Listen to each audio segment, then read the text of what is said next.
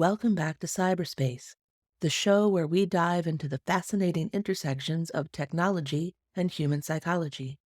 I'm your host, Leslie Poston, and today we're tackling a topic that's got everyone from preschoolers to professors talking: the psychological impact of technology in education. We're going to explore how cutting-edge technologies are reshaping the educational landscape, affecting students, teachers, and the learning process itself.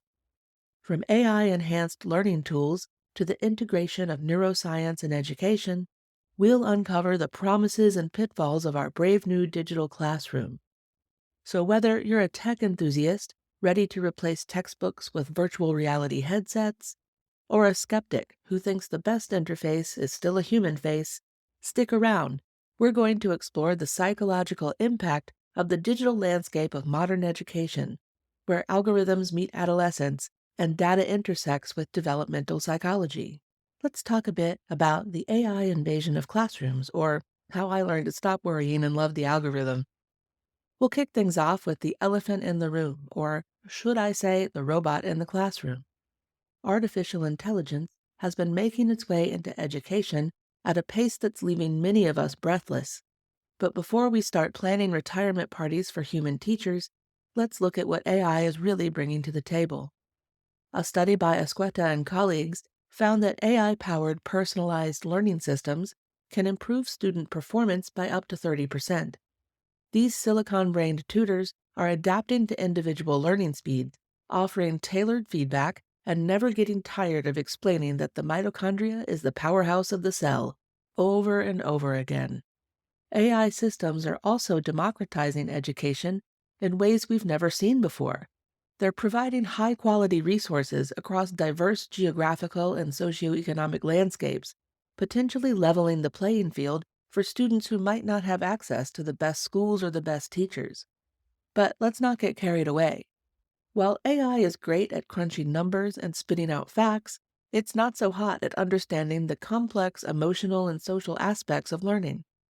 A 2020 review by Luckin et al. Reminds us that AI systems still struggle with nuanced communication and emotional intelligence. So while AI might be able to teach your kid algebra, it's probably not going to be much help when they're grappling with the existential crisis of choosing their college major. The challenge moving forward will be to find the right balance between AI-assisted learning and good old-fashioned human interaction. And what about neuroeducation? Because brain-based learning sounds cooler than learning when we say it. It's the field where neuroscience and education come together to revolutionize how we learn and how we teach. It's all about understanding how our brains process information and using that knowledge to design better teaching strategies. Here's where it gets really interesting. Neuroeducation is showing us that our brains are far from standardized. What works for one student might be completely ineffective for another. This insight is driving a push for more personalized learning experiences tailored to each student's unique cognitive profile. A study from the University of Bristol found that neuroeducation-based approaches can boost memory retention up to 25%. That's a significant improvement in how we store and recall information. Imagine being able to remember 25% more of what you learned in school. Maybe you'd finally be able to recall more than 2 lines of that Shakespeare sonnet you were forced to memorize in ninth grade. However, before we get too excited about scanning every kid's brain for the optimal way to teach them long division, let's remember that the brain is incredibly complex. A study by Bowers from 2016 cautioned that while neuroeducation holds promise, we're still in the early stages of understanding how to apply it effectively in real-world classrooms. And frankly, in 2024, not much has changed. The potential of neuroeducation is huge, especially for students with learning differences. By understanding the neural basis of conditions like dyslexia or ADHD, we might be able to develop more effective interventions and support strategies, alleviating the psychological stress that robs some of our neurodivergent students of the joy of learning. But it's not a magic bullet. Implementing these insights in real classrooms with real kids is a challenge that will require ongoing research and careful testing. There's a dark side to the screens, however. Let's address these potential downsides of all this tech and education. Because let's face it, not everything that glitters is educational gold. A study by Takuchi et al., published in the Journal of Cognitive Neuroscience, found that excessive screen time can alter neural circuits, potentially reducing the depth of learning that occurs through traditional means. In other words, all those hours spent swiping and tapping might be rewiring our brains in ways we do not fully understand yet. But wait, there's more. A study by Twenge and Campbell for the American Psychological Association reports that increased screen time is linked to higher rates of anxiety and depression among students. It's a bit ironic that the very tools we're using to enhance education may also be undermining our students' mental health. So what's an educator to do? Throw all the tablets out the window and go back to slate and chalk? Not quite. The challenge lies in finding that sweet spot between leveraging technology's benefits and preserving the irreplaceable aspects of human interaction in education.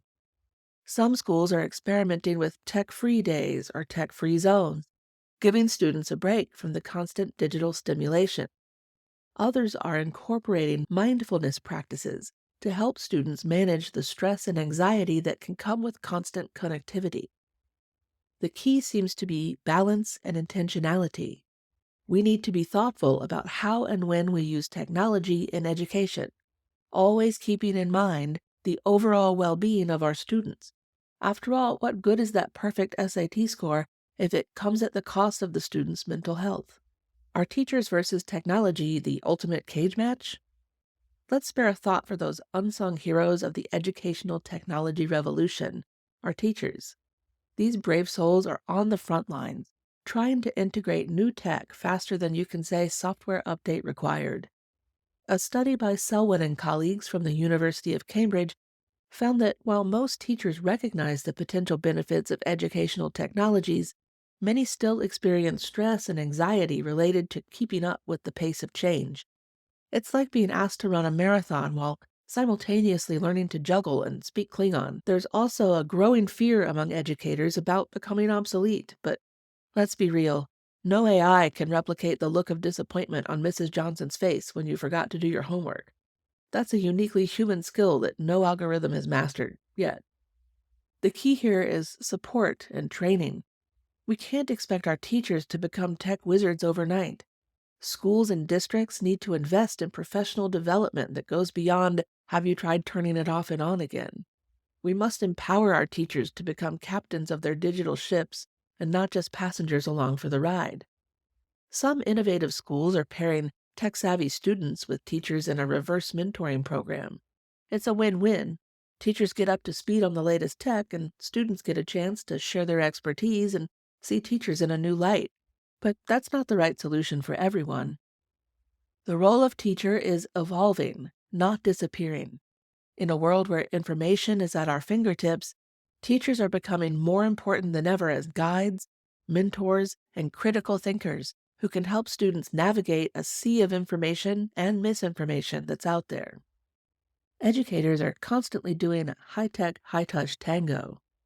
How do they balance all the shiny new tech with the good old-fashioned human touch? It's a delicate dance, and we're all still learning the steps.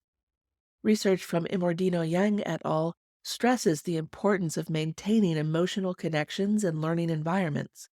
Because let's face it, no matter how advanced our AI becomes, it's not going to appreciate your student's interpretive essay about photosynthesis. The goal should be to use technology to enhance human interaction and not replace it.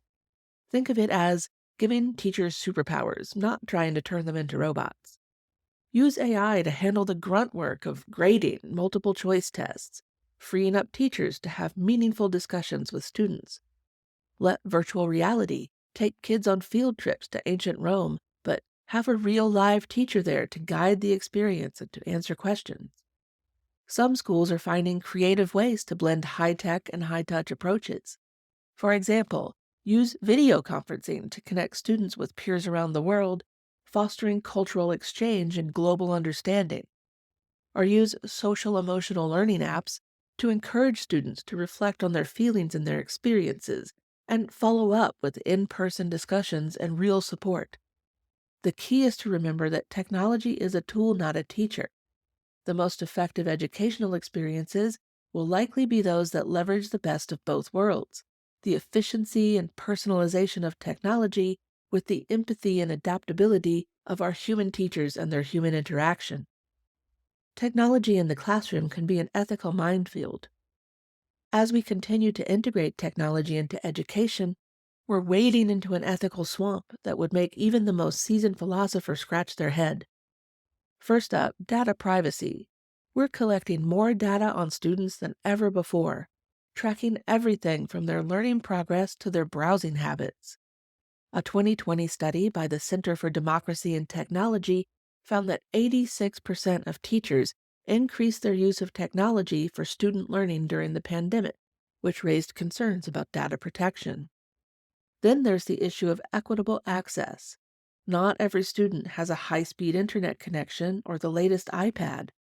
A report from Chandra et al. In Common Sense Media showed that about 30% of K-12 public school students in the U.S.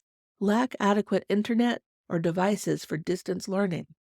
It's a stark reminder that as we rush to embrace new technologies, we risk leaving a significant portion of our students behind.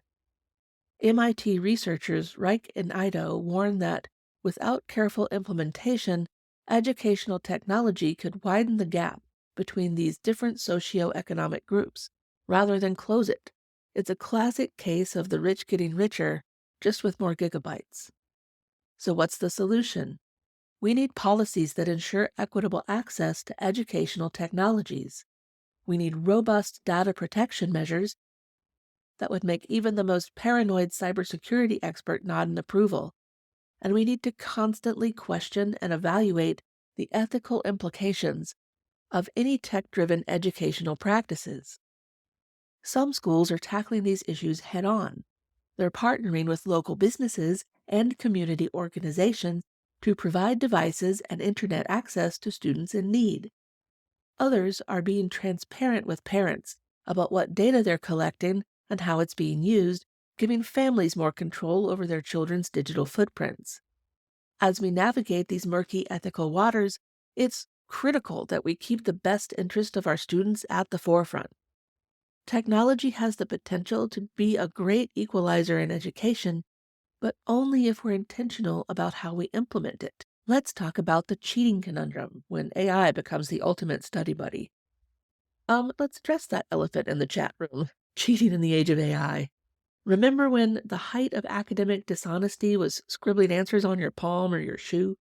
Well, welcome to 2024, where students have AI writing their entire essays faster than you can say plagiarism checker.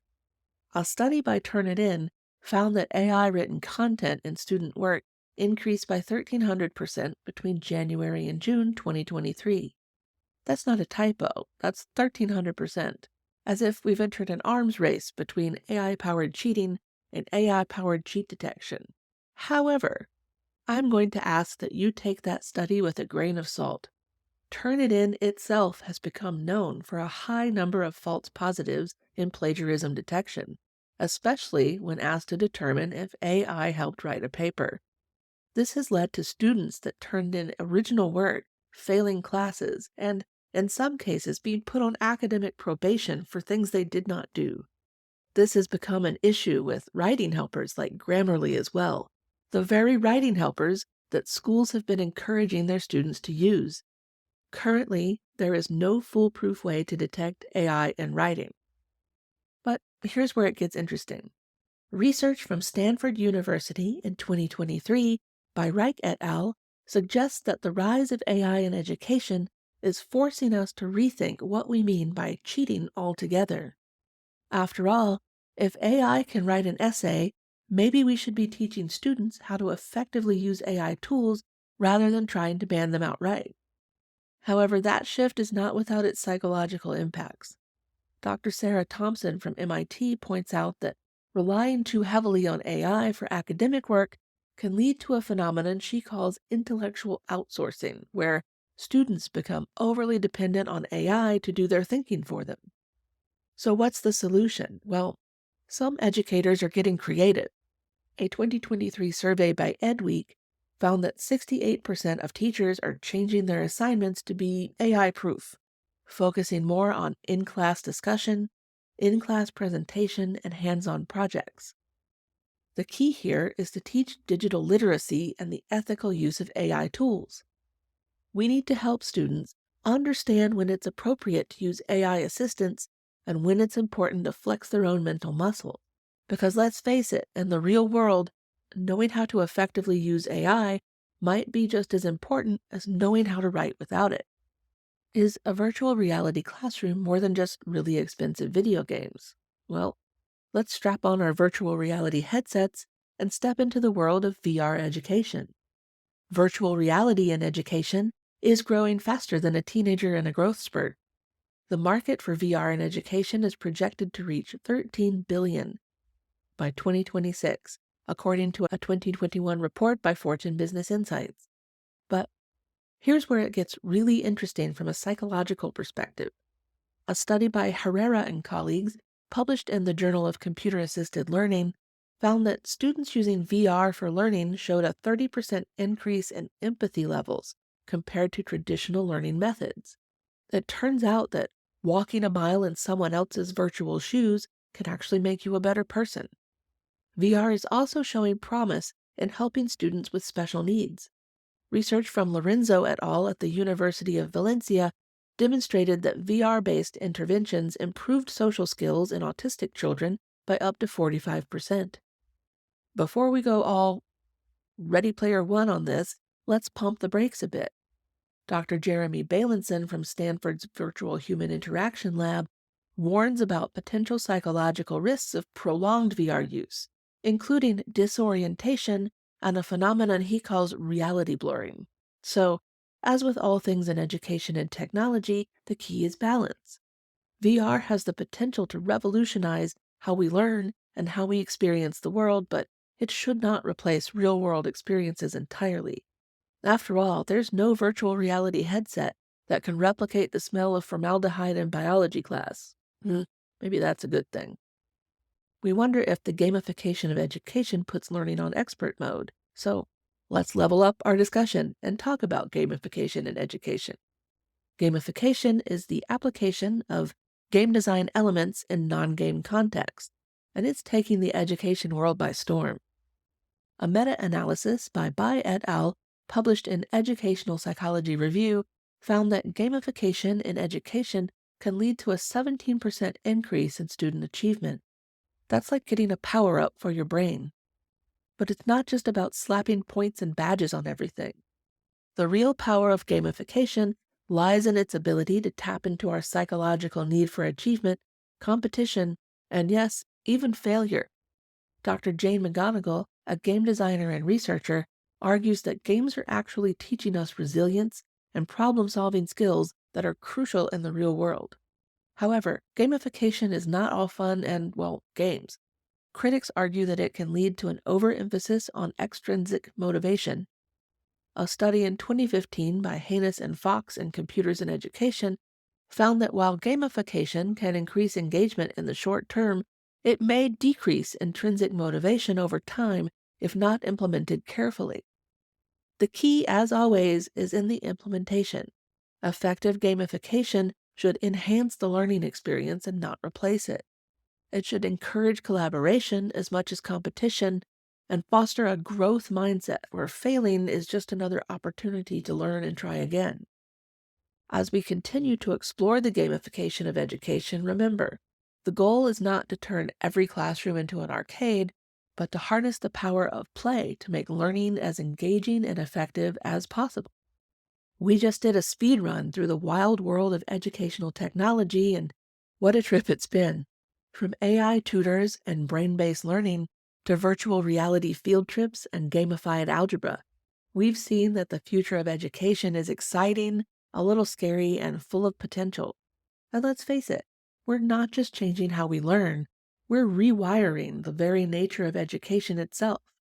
We're in a brave new world where cheating has gone high-tech, empathy can be taught through a VR headset, and your homework might actually be more engaging than the mobile game you can't stop playing.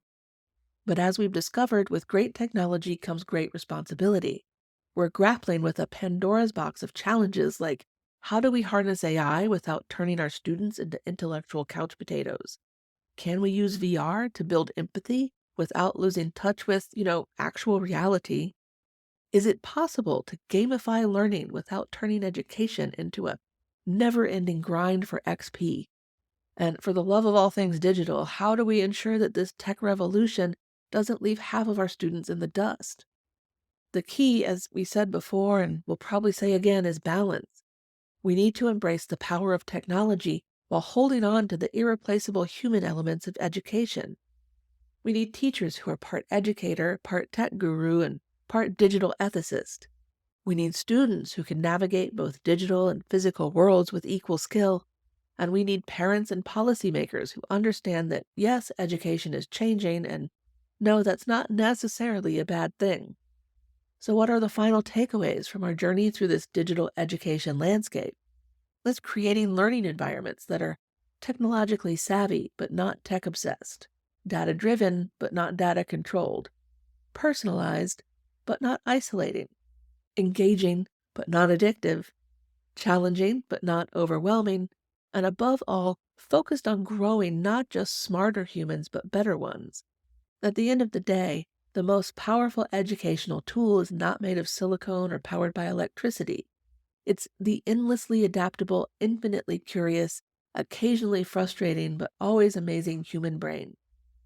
As we navigate this brave new world of edutech, let's strive to create learning environments that are as psychologically nurturing as they are technologically advanced. We need to be as excited about emotional intelligence as we are about artificial intelligence. We need to ensure that our pursuit of personalized learning doesn't come at the cost of our collaborative skills. And we must guarantee that in our race to digitize education, we don't leave behind the students who lack access to these technologies. For educators, this means staying curious and continuing to learn. The classroom of tomorrow will require a blend of traditional teaching skills and technological savvy. It's about using tech to enhance your teaching, not to replace your invaluable human insight and connection. And for students, remember that while AI might help you ace your tests, it's your uniquely human qualities that will help you succeed in life.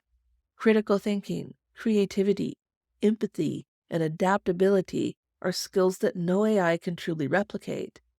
Use technology as a tool, but don't let it do your thinking for you. For parents and policymakers, your role is critical in shaping this new educational landscape. Advocate for responsible tech integration in schools. Push for policies that address the digital divide and that ensure all students have access to this new learning technology. At home, model a healthy relationship with technology for your children.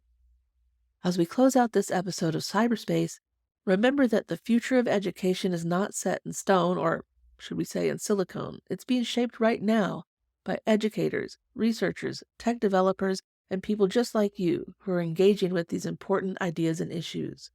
I'm your host, Leslie Poston, signing off. And remember, until next time, stay curious.